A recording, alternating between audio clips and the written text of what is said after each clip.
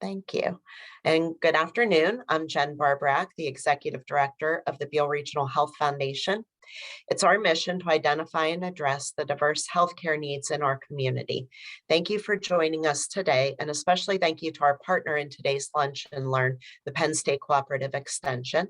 And our speaker today is Kenora Tigri with the Penn State Cooperative Extension. And Kenora began gardening around age 4 or 5 while living on a 1,000-acre farm with cows, horses, chickens, pigs, field crops, and a 5-acre vegetable garden that not only fed a family of 15, but disadvantaged community members. In 2016, she retired to Conneaut Lake, and she's been a master gardener for 3 years, but she's been the master gardener coordinator for Crawford County since November of 2019 and Mercer County since November of 2021. So right now she's got 2 counties. She really enjoys gardening, learning about gardening, nature, boating, fishing, and from the sounds of it, pretty much anything that's nature related. So thank you, Kenora, for being with us today. And I'm going to go ahead and turn it over to you. Well, thank you, everyone. I appreciate the invitation. This program I'm going to present today is a passion of mine. We've got several programs started in Crawford County, but I would love to see it in Mercer County. We're working on it. We have a tentative program set up for Mercer at the Good Shepherd Center. Seed to Supper is learn how to grow your own food and on a budget, especially. It was developed by the Oregon Food Bank and the University Extension Office out there.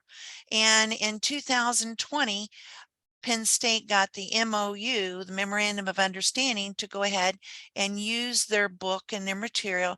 We adapted it to our region so that it was appropriate for climate and our soil issues and everything. And this is where we have low income, this is how it originated, low income people from the food bank to come in and get a free program in growing their own food.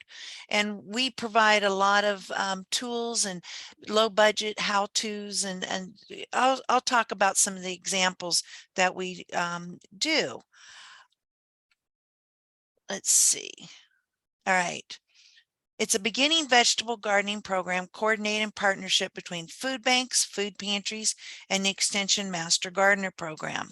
It brings together volunteer educators because you as a partner can actually be a volunteer and take the class, and then you can help monitor and support and work with Penn State Master Gardeners. And it's empowering community members to grow a portion of their own food on a limited budget. And this is oops, I'm not even touching anything, it's going forward. All right.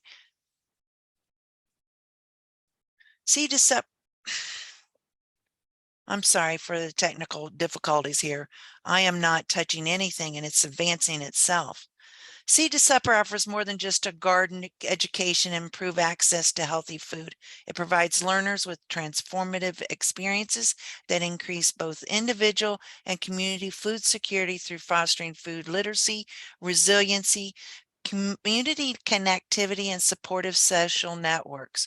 And I have several things that we can talk about how people that did not have a social network that's taken the program so far, they've come out and they're meeting new, they didn't know they could have new friends that had something that was similar to their enjoyment and passion. But what is food insecurity? This is what a lot of people are not aware of, but it's a lack of consistent access to enough food for an active, healthy lifestyle. In doing my research for this program, when we first accepted it, I did a lot of research on, you know, the lack of food and what is the makeup and everything. And I came across some staggering factors here: obesity and other chronic health conditions in adults and children. And it also lowers academic achievement in children because, if you eat healthy, you have a healthy brain. So they're lagging behind when they're going to school hungry. And this was incredible. I could not believe the huge economic cost. For illnesses related to poor eating habits, $130.5 billion. And the poor educational outcomes was $19.2 billion. So it's just amazing the statistics that I came across.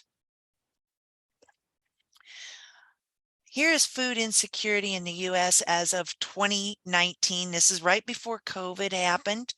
And 35.2 million people lived in food insecure households. And 9 million adults lived in households with very low food insecurity because they didn't know where their food was coming from one day to the next or 1 week to the next. And the sad thing about they were having to make tough decisions.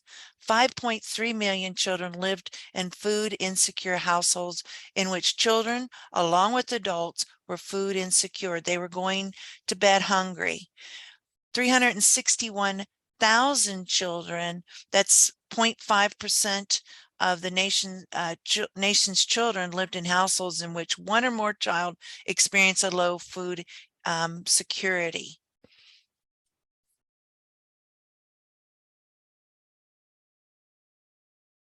But this is the prevalence by 2020.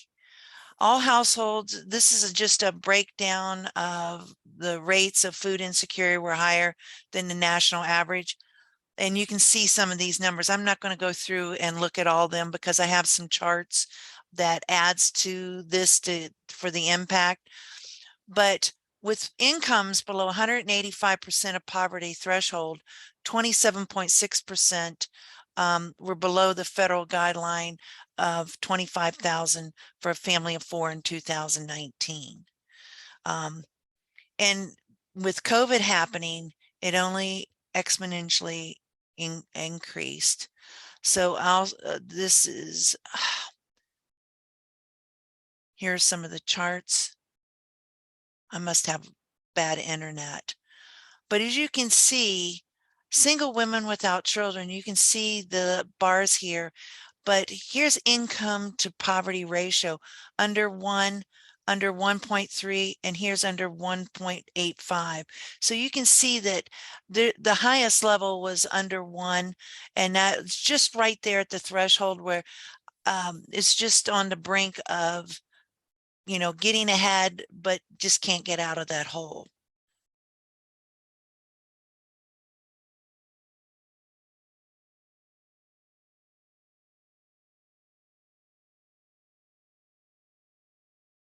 Now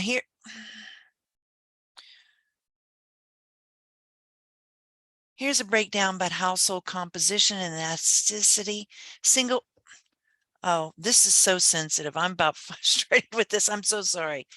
The biggest one is single women with children. The next is, I see other households with children, and that could be grandparents raising their grandchildren, maybe a niece or a nephew. We're seeing a lot of that. And then the Black non-Hispanic as far as ethnicity.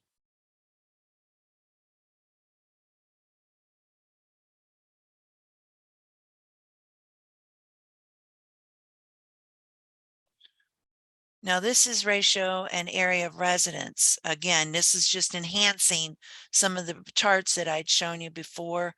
But I was amazed at the area of residence in metropolitan versus principal cities. I was amazed at that, and outside the metropolitan areas.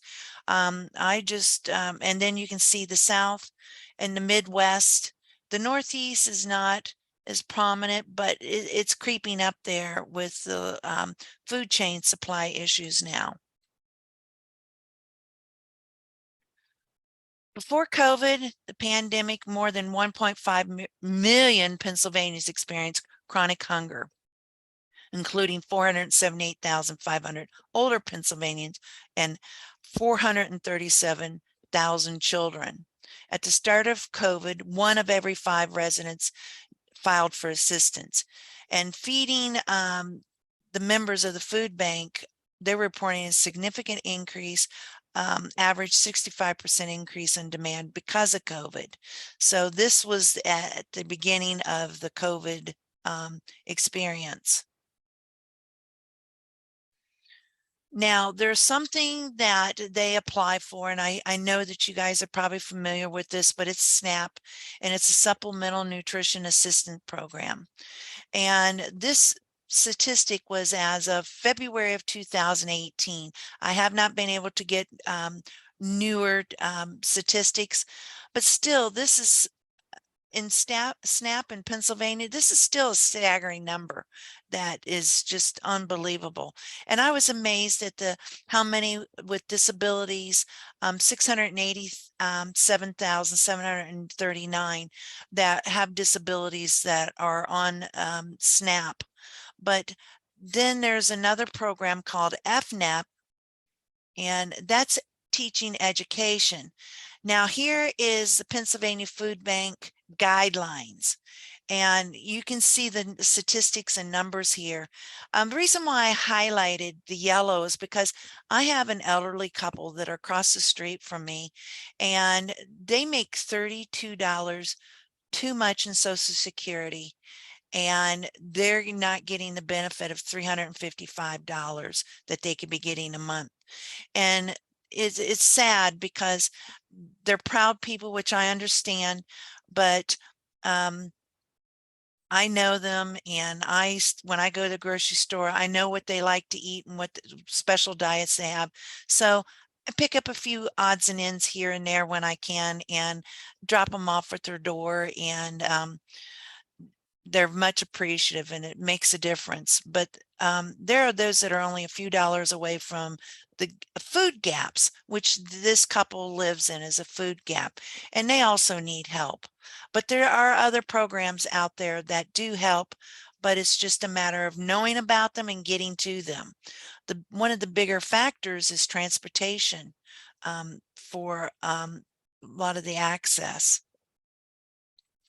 Now, here's something that was really prevalent in my research about produce was the most important food pantry item. This was taken from the food pantry recipients of what they would prefer in their packages. Most important was produce, meat, eggs, and milk. And the least was instant meals like beef stew, the canned beef stew, desserts and baked goods, which is good to hear. They want to eat healthier, and prepared store meals like hot dogs, breakfast sandwiches, and canned foods. But the biggest problem with this is a lot of the food pantries do not have enough refrigeration or no refrigeration to have fresh produce, that because they're so perishable. Whereas meats, that was the next, but that can be frozen if they had freezers. So a lot of these food pantries and churches are limited in what they can handle because of resources. And this is just a blow up of what the biggest things that were needed. Now, I know that there's some egg farms around that have been pretty good about donating to the food pantries. And, we heard the stories about milk being dumped, and it's amazing how much milk is being wasted right now because of when COVID was in full swing, but now that's picking back up. And I think they're going to start seeing more milk in the food pantries. Here are some of the reasons for food insecurity. With COVID, it left hundreds of thousands out of work. as non-life sustaining businesses close their doors, and a lack of awareness of existing resources. And right now in Crawford County, we're working on a food resource guide, and I'd like to do something like this here in Mercer, to get a food council alliance or something like that going to make people aware. I know that your area is more proactive, it seems, than what my Crawford people are, but it's difficult in finding those resource information because they're siloed and hard to find, especially for people that may have never had access to community support before. They might have had a life-changing event that they've not been exposed to this, so they don't know where to start or who to go to. And then there's existing benefit shortcomings. Usual supports may not be able to stretch far enough to cover the increased need, like a lot of the food banks dealt with. But the job loss was more than 1.6 million Pennsylvanians have filed for unemployment compensation, widening the base of needs across the state. I'm glad to hear that's picking up some, but it's still out there. And one thing that was made available was COVID dollars for, being home and everything. And those benefits are, I think they've been discontinued. I knew that they were happening this year. But here are some other reasons. Isolation. Think about the handicapped people that can't get out or don't have neighbors available to help them out. Transportation, I'm hearing, is the biggest problem, and supply chain challenges. We're hearing with gas prices going up and the lack of workers in a lot of the facilities. It seems like it's a chain reaction, a domino effect. Where it affects one, it affects all. And then the social economic status, combination of social, financial, educational, and geographic barriers make it harder than usual for those in need to access such food. So it's still there. It's becoming more, it seems like more people are interested in it because there was a lot of people I feel probably went without food because of COVID. But here are some of the results to food insecurities. The high, according to stakeholders in the focus group, high cost of living, disabilities, and underemployment. There's people out there working 2 and 3 jobs that are just barely making it. Another barrier is transportation. And this is one of the biggest ones I'm hearing with this Seed to Supper program is the attitudes and the stigma and pride. So we've tried to make this a very welcoming environment. No barriers. We're making it available to Hispanics. We're getting a book out soon that should be out this year. And there's the misconceptions about community resources and eligibility. And eligibility changes happened this year for SNAP. So I think with changing that, people are becoming more informed about that. And here's another big one, the fear of immigration status exposure and food education. With this Seed to Supper program, what we do is we pair up both the Family Food and Health Extension, they're with Penn State Extension. We partner up and do healthy cooking demonstrations, and they get to taste test these recipes that are cooked on a weekly basis after our class.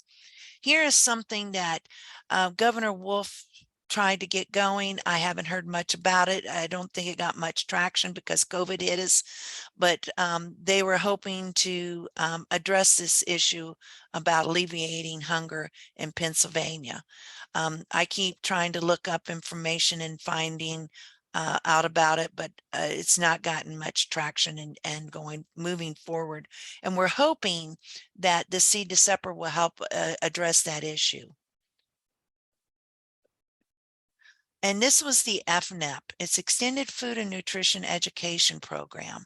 And it's a nutrition insecurity is a significant national health concern. especially among low-income populations that disproportionately experience poor health. Often associated with food insecurity, nutrition insecurity is characterized by poor nutrition, limited physical activity, and unsafe food practices. It's amazing how many elderly people are. It's hard to cook for one or two people. So what's happening? They're cooking food, and and they can't eat it all, so they put it in the refrigerator and say, oh, I'll get to it in a couple days. And I heard something from a church that there was people getting sick because their food was getting old and it was spoiling, and they were eating moldy food because they just didn't know about unsafe food practices and everything, or they didn't have access to new food or additional food, so they ate what they had. So this is really important, and it's a free program that is offered along with our program.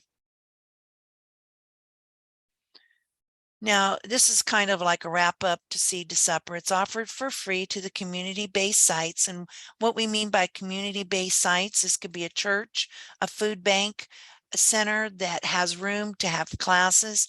It's taught by trained master gardeners and family food and health team and other volunteer facilitators that go through the program, and participants with varying levels of income, education, literacy, mobility, and gardening experience.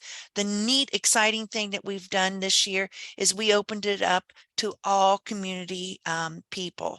So there are no barriers at this time. And we thought that might help eliminate that stigma with the low income and not bringing that up so much and making that a point. But this is for, a sponsor that would be interested in holding this program. But the ideal is to hold 2-hour classes for 6 weeks. And there can be other configurations like have, 3 8-hour day classes, or have it over 3 weeks for 4 hours in the morning or afternoon. You can hold it in the morning, the evening, on a Saturday. You at least want to have 2 facilitators and 2 master gardeners, because there are activities. We have hands-on activities like making newspaper pots and teach them how to properly transplant their seedlings and growing seedlings. And here's a neat economic thing. They may not have $3 or $4 to go out to purchase a watering can. So we show them how to take a simple, if you're getting milk from the food bank, you can get a gallon jug with a screw top, poke holes in the lid, and voila, you've got an automatic watering can. And they hold up pretty good too. But the biggest thing is having access to a classroom. We're finding the churches have a big area, and with churches, they always have a kitchen, it seems like, a nice kitchens to actually do these cooking demonstrations. And the participants receive a Seed to Supper course, plenty of low-cost ideas and resources. We had a lot of businesses donate seeds, tools, how-tos. It was amazing, the community outreach for this program in Crawford that I hope to be doing in Mercer. And the sponsors, it's not everywhere, but we do what we can when we can, as far as getting tools. Like Home Depot donated 2 raised beds to get this garden started for one church, and it's amazing. They're getting so much produce from this. They had 67 pounds of produce from just 2 raised garden beds, and that's using a gardening technique called square foot gardening, and we can talk more about that if you're interested. But here are some of the chapters in the book. It's planning your garden, getting started with healthy soil. We go in depth about what makes up soil, how to amend your soil to make it healthy, and how to have compost and vermiculture. Then we talk about planting your garden, which is important. Getting a good site. Has it got plenty of sun? Do you have a water source? Things like that. And then this course takes a little bit longer. It's over a 2-week period. And it's caring for your garden because there's so much involved. It's proper watering, weeding, mulching, and everything. And then we have harvesting and using your bounty. And then FNEP, they teach the healthy eating where it's available. Not every county has this program, but luckily we do have one in Mercer here. So Jana Sharp, she'll be partnering with me with the Seed to Supper program here in October. And here's some of the resources. Here's the front of the book. We have Master Gardener Hotline available to them so that if they got a question with their own garden, they can call in and, get support, if it's a bug, a pest, a disease, harvesting, seed saving. And then we've got your master gardeners. Here's planting resources, how to rotate your garden based on the 9 vegetable families, and so much more. But this creates communities and lessons on food insecurity. And you can see this right here. It kind of says it all. And we provide, actually, a lot of my master gardeners grow seedlings to provide for them to take home.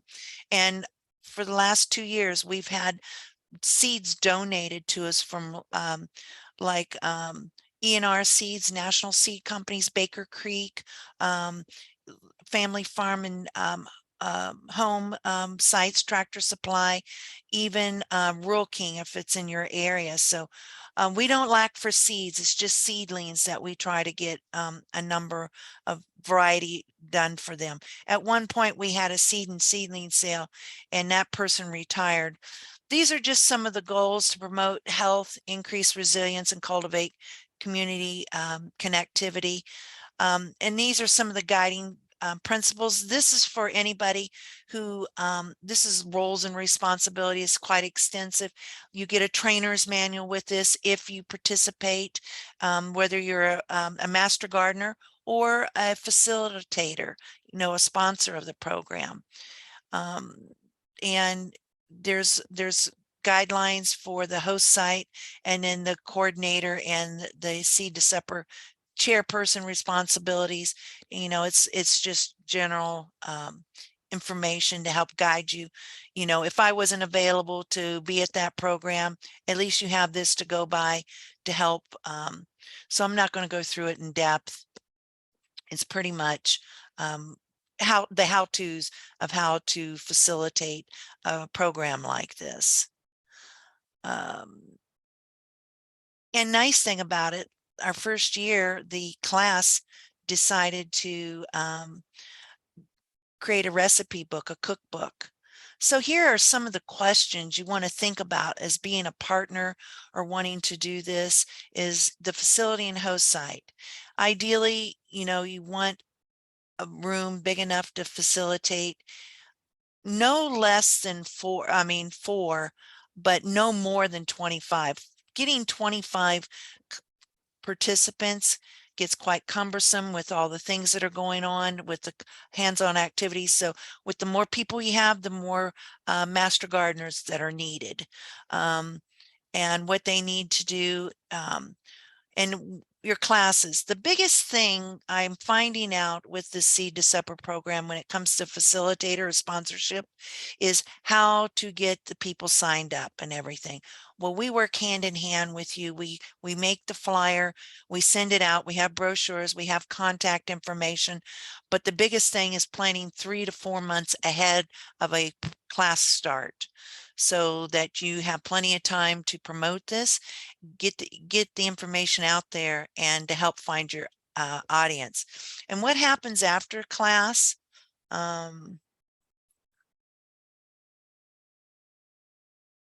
That's the big thing. It creates community connections.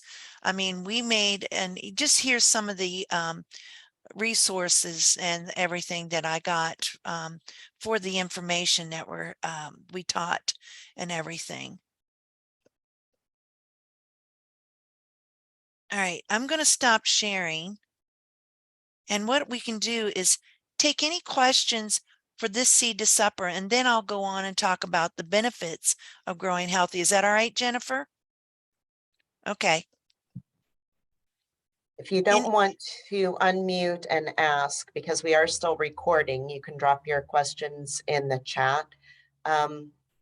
Tracy and Rebecca, I'm specifically thinking about like your food program that you're starting to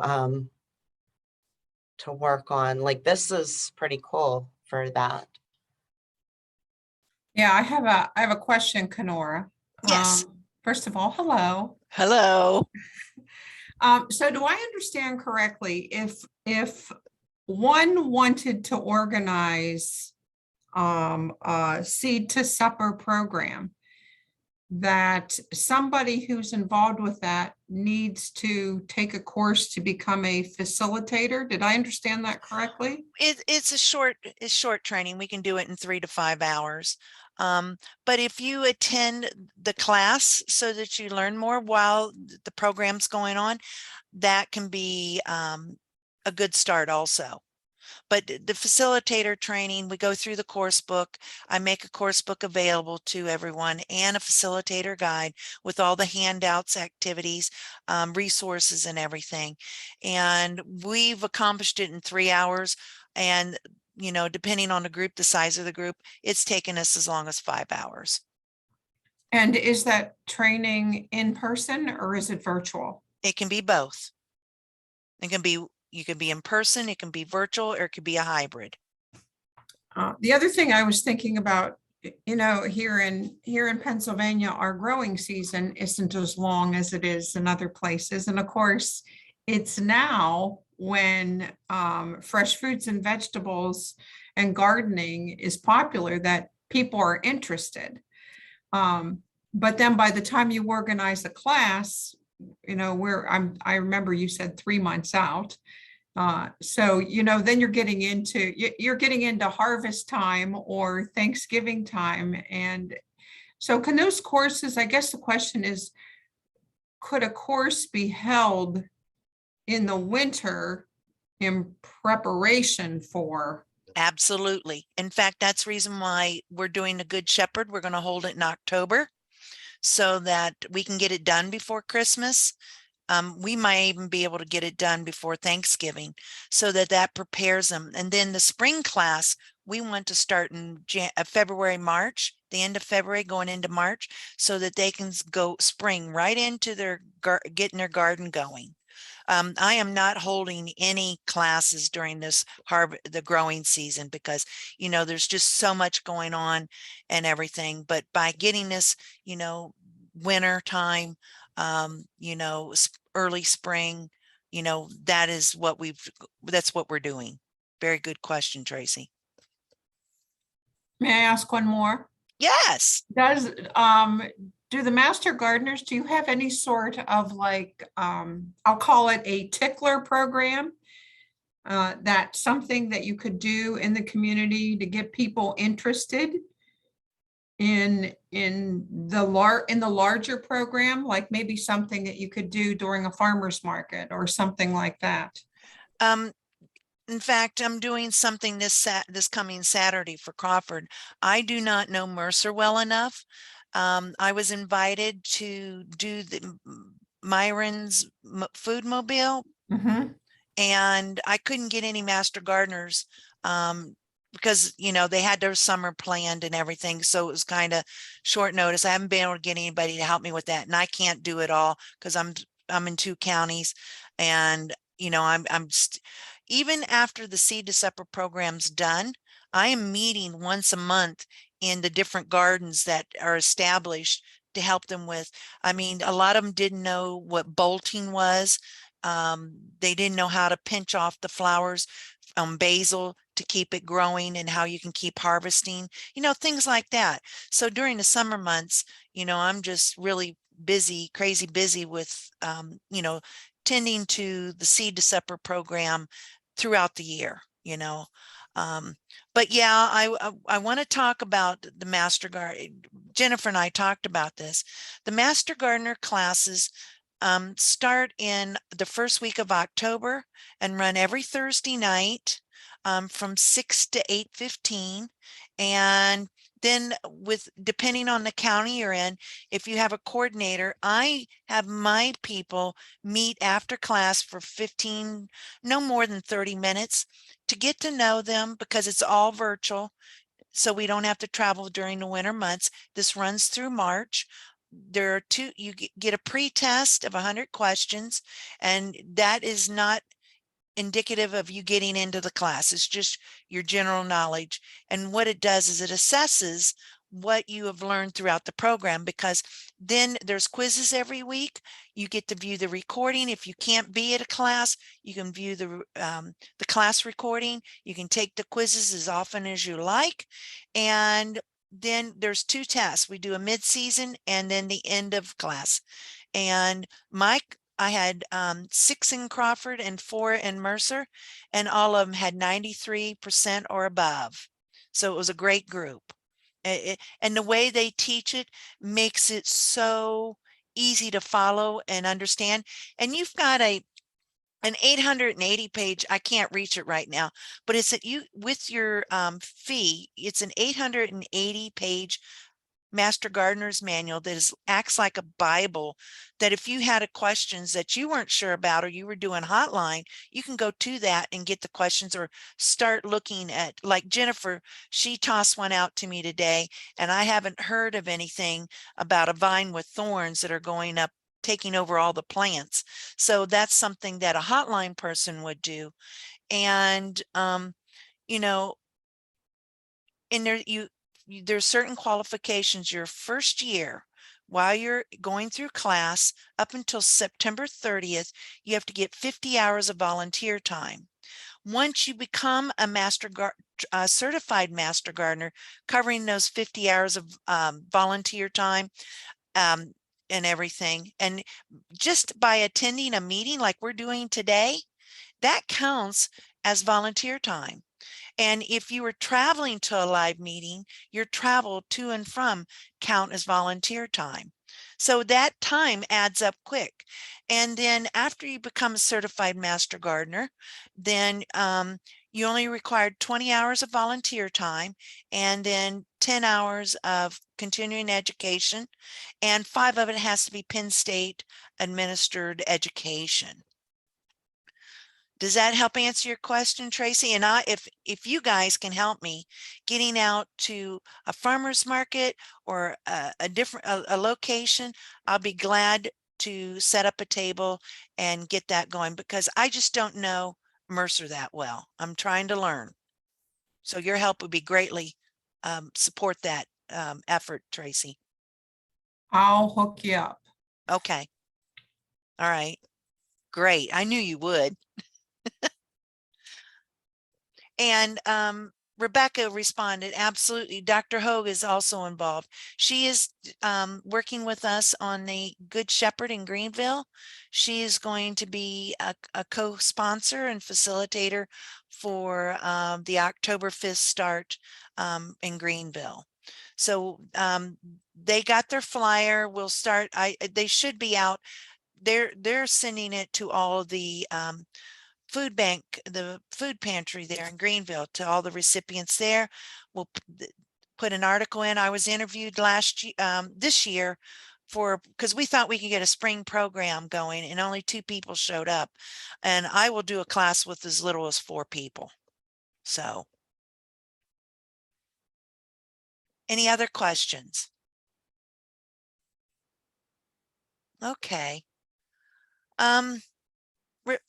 Jennifer asked me to talk about gardening and how it benefits you. You'd be amazed at how much gardening benefits our person. There is a bacterium that is in the soil that's harmless to us. In fact, it's beneficial. This is getting your hands physically in the dirt, no gloves, dirt under the fingernails, soil under the fingernails, getting your hands dirty. And what it does, it elevates your serotonin and dopamine. And that's what, no matter how bad a day you're having, or what's going on in your life, and let's say it's a hot day and you got to get some plants in, or you got to get some plants watered or something. the minute you get into gardening, it all goes away. It just melts away, it seems like, it's just a matter of making the commitment to get there and do it. I struggled with that this weekend. I took the weekend off. I was having so much fun just getting some things done around the house, boating, entertaining and everything. And yesterday I finally got a flat of begonias and rutabakias and all kinds of stuff planted and growing and watering, and my tomatoes are planted, that type of thing. And it just gives you great joy with that. But it physically affects you. I had a chart that actually by shoveling, what muscles it affects, lifting, pulling. Sometimes you're pulling out some weeds, that's strengthening your biceps and triceps. But the big thing is ergonomics. There are tools out there that are ergonomically available. Like I know I have several older friends that have arthritis really bad, and there's tools out there for people with arthritis that have really spongy grips. They're easy to open and close, like pruners or something. They have an assist and extra spring, that type of thing. And I don't know, there's just something about the reward of gardening that it's an achievement. It's a self, it's a goal. It's setting goals. It's teaching how to set goals in life. If you set a goal to garden on this day or do something, you find yourself setting goals for yourself and your work habits and your work day and everything. I know it worked it worked vice versa. I used to make lists. Now I make lists for my garden, and that gets me organized to get my day started.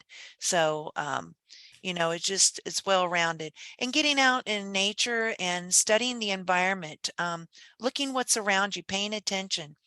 And I hate to bring this up, I hope everybody understands, but climate change is affecting our growing seasons. It's coming to where we're going to have longer growing seasons. We're going to have problems with vegetables and stuff either rotting, like fruit especially, because they're being tricked by Mother Nature. They're going to blossom, set fruit, and then it gets a cold snap. So here we've lost the blossoms, things like that. And we have to be aware of your surroundings, being conscious of what's changing in your yard. Um, you know, one thing that I noticed yesterday is because of the lack of rain in my area, I noticed how hard packed the ground is right now. And that can be eliminated by amending your soil and everything in your beds. And because I was laid up for a few years with several medical issues, and my gardens got neglected, needless to say. But that goal of getting out there, getting better, getting healthy, it helped me to get there. Really, it did. Because it was hard to look out the window and see the weeds growing and seeing, looking unkempt. So, but the biggest thing is physical, fresh air, and getting your hands into the soil. And planning, like I said, you want to plan a new garden, doing your research, doing your homework. It leads you down, sometimes it leads you down a rabbit hole where you go looking for one thing, and then it takes you to another thing, and then you're thinking, I should do this instead of that or something. But it's engaging all the senses. It's engaging all your muscles of your body and everything. And spiritually, I think it lifts you up too, you know. So that there is a whole PowerPoint on that, and we don't have enough time for that.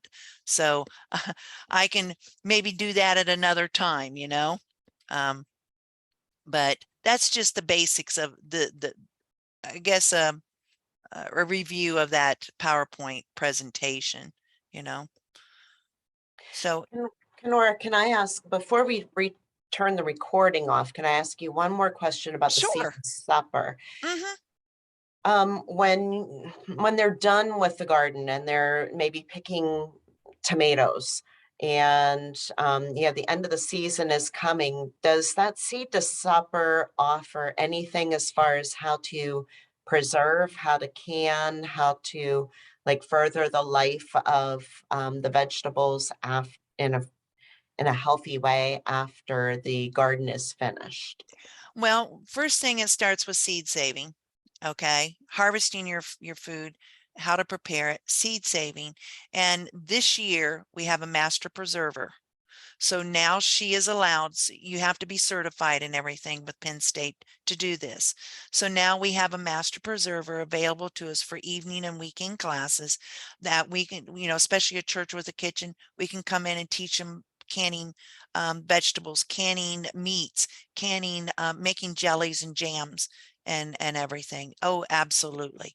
In fact, I hope to get certified next year. The program only happens once a year, and it's live at State College. So I have to make my schedule available to be able to go do that. And that way I could be teaching in hand with Seed to Supper in any educational program. So yes, I'm excited about this. Great. That seems to be, one of the questions that we get from, um, individuals who are trying to grow things on their own, is that they don't know what to do with it, as far as cooking it and everything, but then, like to Right. preserve the life of it longer Mm-hmm. too. So that's No, great. we're And then the having the seeds same too. question. We're having the same Yeah, question. And we're limited in what we can teach in that area. But now that we have the master preserver, and there's one in Butler and there's one here in Crawford, and she has to do this on her own time, and she will be willing to travel um, down here, and she'll take care of probably Erie, Crawford, and Mercer right now. great. So I'm glad you asked that question, because that's one thing that's, not very well um, acknowledged. When you're doing something like this, it's like, okay, we've shown you how to grow things. Now, what do you do with it?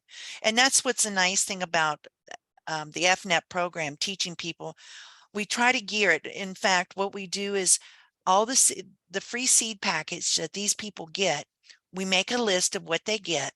And then the person who's doing the cooking demonstrations, she tries to gear her recipes around what they're growing and teaching them what to do. Like, who knows how to prepare a kohlrabi, you know? Exactly. A lot of people don't know how to fix Swiss chard or spinach, some of your really healthy, good kale, vegetables and everything. Um, so these are things that we're trying to incorporate and everything to help them to eat healthier. But now with this new master preserver program, we'll be able to help them further, because, with the cost of food going up, Mhm. the availability of it. If we have another COVID shutdown, we're going to be suffering horribly, because the grocery stores, with the cost of fuel, I used to drive truck, and I know what it takes to transport from coast to coast, food goods and everything, it's just critical. And I think that growing our own vegetables, preserving them and everything we're going back to the Victory Garden days during World War II, 1 and 2, you know? Yep. So, My husband and I were in Chicago over the weekend, and right in the center of downtown is a garden. And I think there were four, I guess you could call them victory gardens, but it mhm, was, similar to what you would have seen, back during those days. And, it was like tomatoes and herbs and peppers and squash. And yeah, everything was labeled, and it looked like like there were no fences or anything. It looked like you could r- just come and pick whatever you wanted or needed. And it was maintained by the city, some sort of wow. grant that the city Mhm. had received from, a farmer's co-op. But I thought, boy, wouldn't that be neat to get some of those around Mercer County, just for people, free for the taking. So Well, nice thing, one thing is Crawford does have that. In Meadville, they have there's 16 I know of, and I think they acquired 5 more in different neighborhoods with community gardens, where, like, the hospital has got a group that tends to that garden, and they expanded to a whole city block. And I showed up, they didn't recognize me. I showed up one day and people were coming out on their porches wanting to know who I was because they never seen me in the neighborhood. It was pretty cool.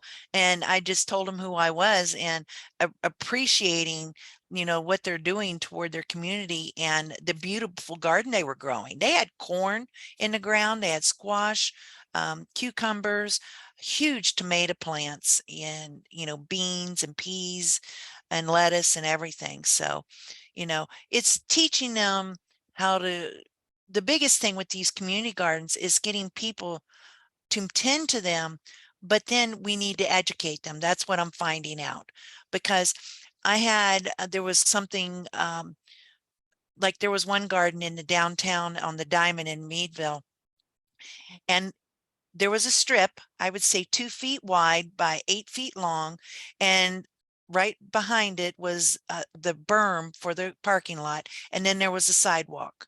That is known as a hell strip. And what happens to that, road salt comes along, because when they're salting the sidewalks or the road, that all gets shoved in there. So you've got to do a soil test for that. And they were planting tomatoes with cucumbers and squash and peppers and strawberries. Well, you know what cucumbers and squash do? They spread all over everything, and they strangled out the peppers. So it's teaching them what to grow together in the space that you have.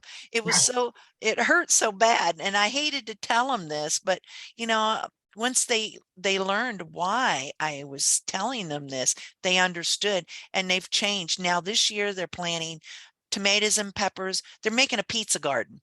They're doing herbs, basil, and making a pizza, oregano, tomatoes, and peppers.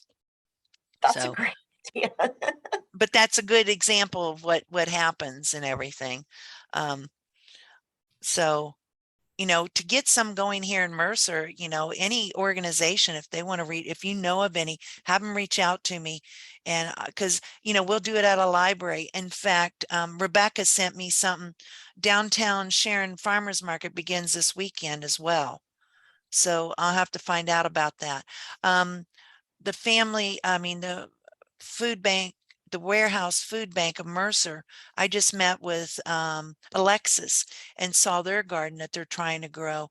And I educated her. She had some stuff growing, but it was only 6 inches of soil and it was all gravel. So we're working on getting that amended and help them with that for next year. They have a beautiful layout. They have rain barrels and everything that you don't have to connect to gutter. We teach them how to make that setup, and a nice shaded tree to get in out of the sun and stuff. So, there's room for improvement, but if we can help create. Now, we as master gardeners cannot maintain a community garden. We cannot run it. All we can do is advise. In fact, I forgot about Buell Park. They had us come in, and they're creating a community garden outside of Sandy's place in the old ball field.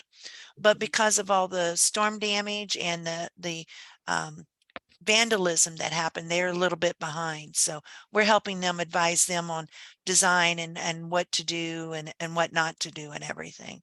So hopefully that comes along, and then come fall, then we'll hope to have another seed to supper for Mercer then too. Great. I can do multiple seed to supper programs on different days. I could do a morning class. I could do an afternoon class. We could do an evening class. We can do a weekend class. We're flexible with the organization that wants to sponsor and host this. So, it's just a matter of, getting it scheduled and making it happen. Mm-hmm. Perfect. I have a quick question related to the preservation, Jen, that you brought up, and then Kenora, you were talking about COVID. I know during the height of the pandemic that getting canning jars, rings, and seals was very difficult. Is that still an issue? No, it's not. In fact, I was at Ace Hardware in Meadville. They had 2 pallets of jars, and the whole shelf where they used to put the jars on the shelf is loaded with rings and lids now. What's happened is like Ace Hardware, they managed to get me, I put in orders of 6 dozen or more at a time because I do canning. And what happened was, because of shipment and availability, they couldn't get them. So they got their shipment from last year and this year. I saw Walmart had 2 pallets in Meadville. So check your local Walmart. I haven't been to the Greenville one because I like shopping there. It's not so crowded. It's easy to get in and out of the parking lot. But yeah, um, but I'm noticing everywhere, even the grocery stores are have an inordinate amount of supplies now. So I think now people are not thinking about it now because it's not that time, Mhm, but I think you should. And I know the Amish have really stocked up on them also.